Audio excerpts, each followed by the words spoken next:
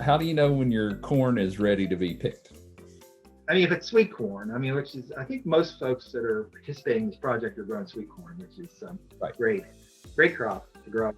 Um, so, with sweet corn, you have to wait till the silk dries out. So it turns really dark brown or just dries out completely.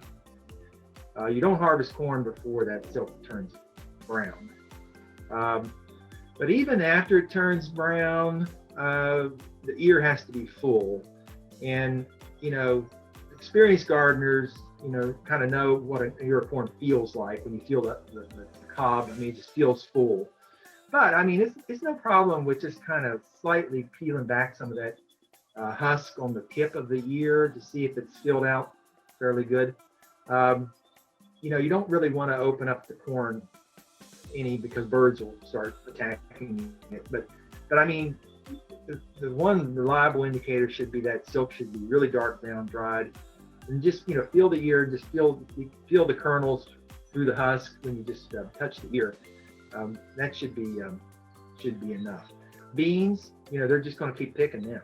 Just keep picking them until they run out, until they stop flowering, which they will eventually. And then the squash is going to be picked later when actually you wait till the shell of the squash gets really hard and you can't puncture it with your thumbnail. That's a good indication that your winter squash is ready to be harvested. Nice thing about winter squash is you don't have to pick it immediately. I mean, it can be ripe and it can still sit there in the garden and not rot. Corn has to be picked when it's ready. Beans have to be picked when they're ready. So you've got to be right on top of those when they're ready to be harvested.